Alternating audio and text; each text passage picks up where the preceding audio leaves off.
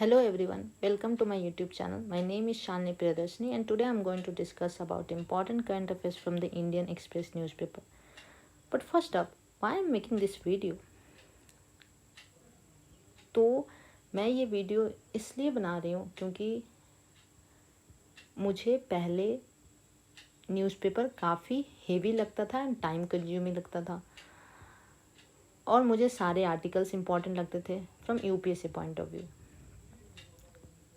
फिर over the years I realise कि UPSC point of view से बहुत कम ही आर्टिकल इम्पॉर्टेंट होते हैं।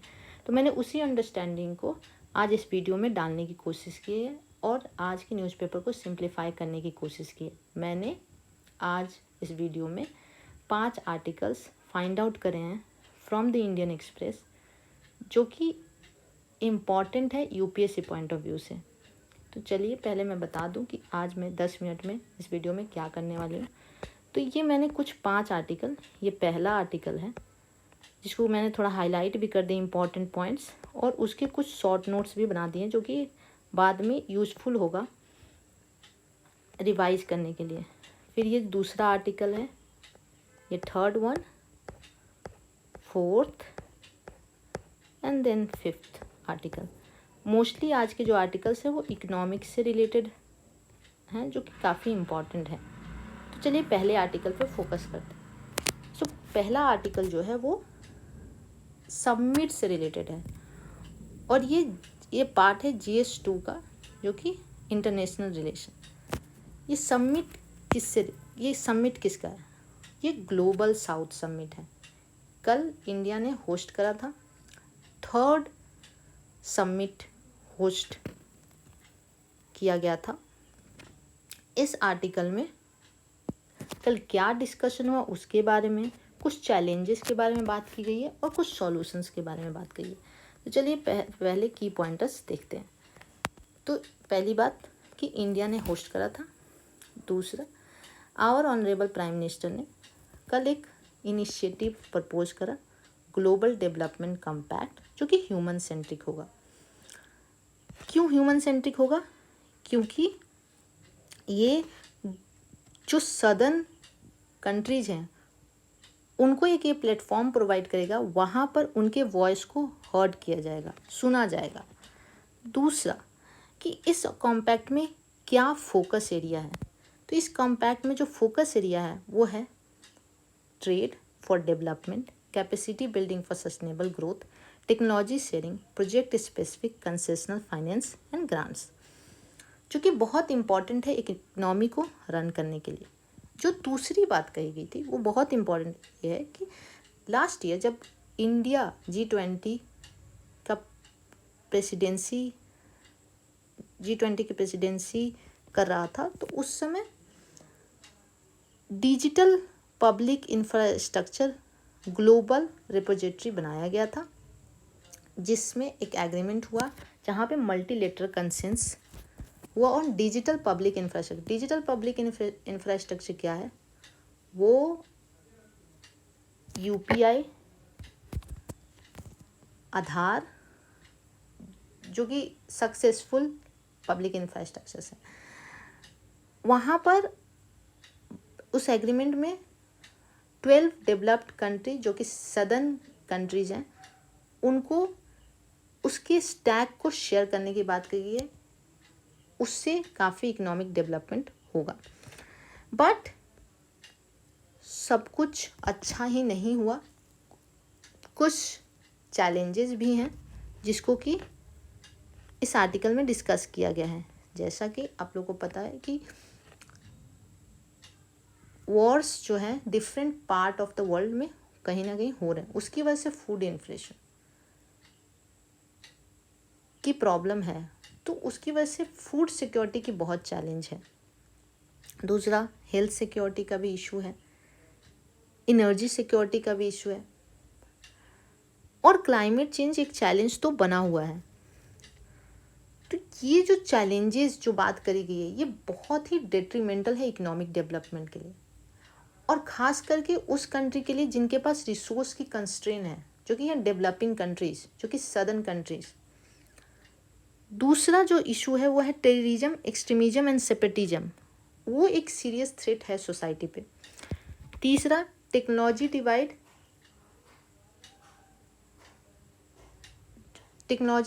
जो एआई, जो न्यू टेक्नोलॉजीज आ रहे हैं, उसकी वजह से सोसाइटी में एक चैलेंज है, क्योंकि अब जो डिजिटल डिवाइड वो काफ़ी बढ़ रहा है, जो कि अपने इंडियन पॉपुलेशन में भी काफ़ी विजिबल है।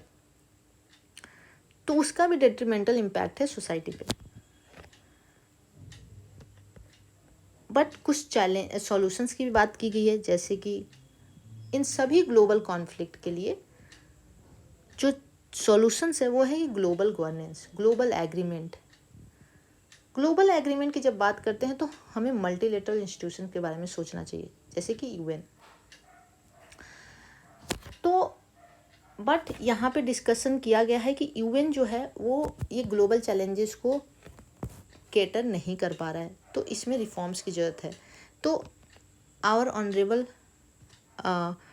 फॉरेन मिनिस्टर एस जयशंकर ने कल बात करी कि हमें मल्टीलेटरल ऑर्गेनाइजेशन लाइक यूएन को रिफॉर्म करना चाहिए।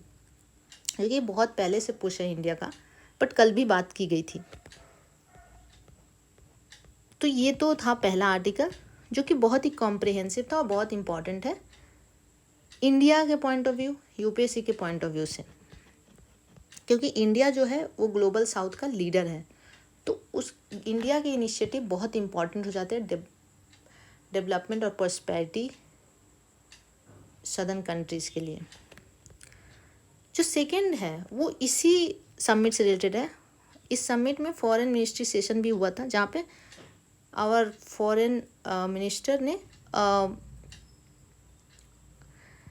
जो इनएडिक्वेट जो डेवलपमेंट फाइनेंस है फॉर डेवलपिंग कंट्रीज, उसके बारे में बात करी। उन्होंने बोला कि फाइनेंस और टेक्नोलॉजी की बहुत ही इनएडिक्वेसी है, उसकी वजह से हम एसडीजी टारगेट नहीं मीट कर पा रहे हैं। अगर हमें एसडीजी टारगेट मीट करना है, जो कि डेवलपिंग कंट्रीज के लिए चैलेंजिंग है, तो हमें $4 ट्रिलियन की ज़रूरत है, जो कि डेवलप कंट्रीज़ की तरफ से फाइनेंस होने चाहिए। ये एक लॉन्ग रन डिमांड है, पहले भी कई सारे समिट्स हुए, उसमें ये डिमांड को रखा गया है, बट इसके बारे में कल बात की गई थी।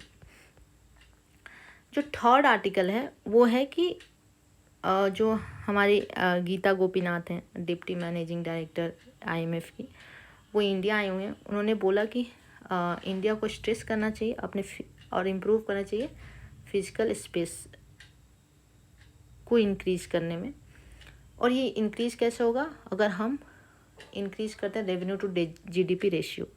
अब इंक्रीज़ कैसे करें रेवेन्यू टू जीडीपी रेशियो, क्या तरीका हो सकता है? तो गीता गोपीनाथ ने बोला कि इंडिया में जीएसटी एक अच्छा टैक्स रिफॉर्म है, वो रिजल्ट दे रहा है, बट कुछ उसमें और रिफॉर्म्स की ज़रूरत है। अगर वो रिफॉर्म भी किया जाएगा तो हम ये रेवेन्यू टू जीडीपी रेशियो को इंक्रीज़ कर सकते हैं।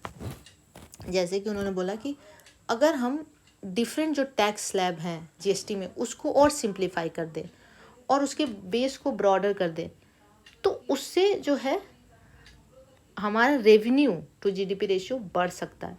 दूसरा उन्होंने बात करी कि अगर हम पर्सनल इनकम टैक्स में बहुत ज़्यादा पॉपुलेशन को कवर करेंगे और लूपहोल्स को मिनिमाइज़ करेंगे, तो उससे भी रेवेन्यू टू जीडीपी रेशियो बढ़ेगा।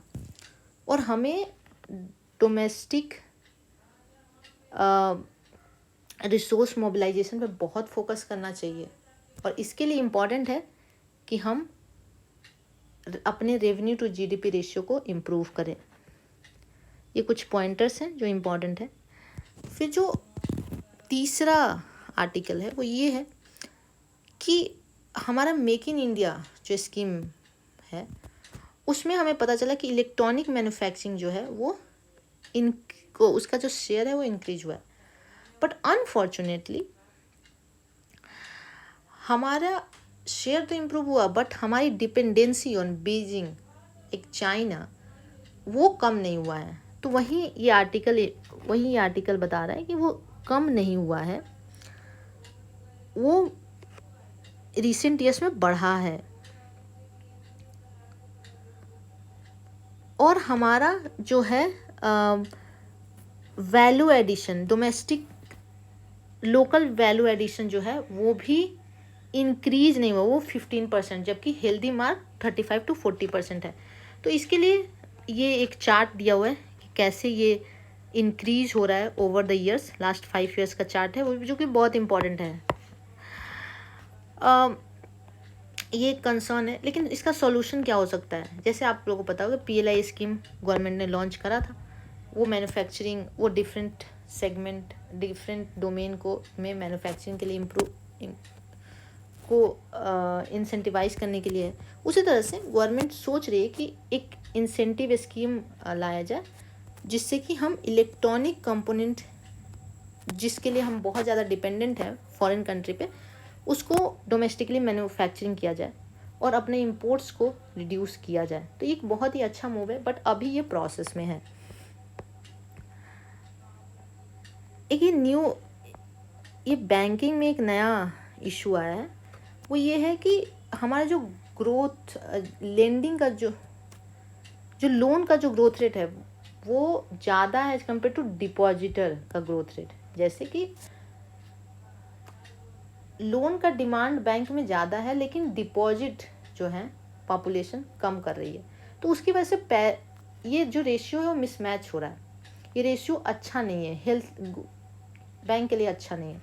इसका रीज़न क्या हो सकता है? तो एनालिस्ट ने बोले कि जो हमारा बैंक का डिपॉजिट होता है वो बहुत ही नॉमिनल होता है as compared to mutual fund. Mutual fund में हमको 4 to 5 टाइम्स ज़्यादा मिलता है। तो जो रिटेल इन्वेस्टर्स हैं, जो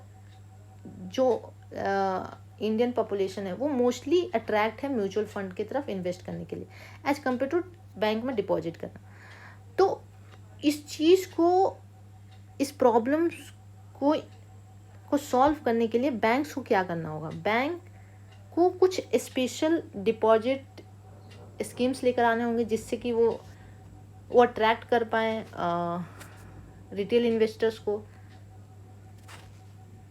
पॉपुलेशन को। तो उसके लिए बैंक्स ने एक स्पेशल टर्म डिपॉजिट लेकर आया। फॉर एग्जांपल SBI ने लॉन्च करा अमृत वेस्टिंग। एक स्कीम है जो 7.25 इंटरेस्ट रेट देती है डिपॉजिट फॉर 444 डेज। ये एक अच्छा इंटरेस्ट रेट है कंसिडरिंग बैंक, जहाँ पे कि रिस्क बहुत कम होता है। तो इससे ये जो रेशियो है लोन टू डिपॉजिटर, वो इम्प्रूव हो सकता है। एक ये छोटा सा आर्टिकल है, वो ये है कि IMD जो है मुंबई से रिलेटेड फॉरकास्ट करने में 42% टाइम रॉन्ग गया जुलाई में। ऐसा क्यों हुआ होगा? तो इसके कुछ 2-3 रीजन्स यहाँ पे दिए हुए हैं कि मुंबई का जो जियोग्राफी है वो बहुत ही डिफरेंट है as compared to other area, क्योंकि वहाँ पे सी भी है, वहाँ पे वेस्टर्न घाट्स भी है, तो उसकी वजह से वो वेदर प्रॉन एरिया है। तो वहाँ पे बहुत ज़्यादा रैपिड चेंज होता है, तो वो फॉरकास्ट करना एक्यूरेटली वो बहुत ही एक इशू है। दूसरा, साइंटिस्ट बोल रहे हैं कि क्योंकि क्लाइमेट चेंज की वजह से जो वेदर है वो बहुत ही अनप्रेडिक्टेबल हो गया है, तो अब स्पेसिफिक फॉरकास्ट करना बहुत ही टफ हो गया है IMD के लिए भी। तो एक बहुत ही सिंपल आर्टिकल है। First of all, thank you for watching this video. If you find this video useful, please do like, share, subscribe and comment for improvement, so that कि मैं अगली बार वीडियो को इम्प्रूव कर पाऊँ। और मैं आप लोगों से कल मिलती हूँ। Till then keep learning.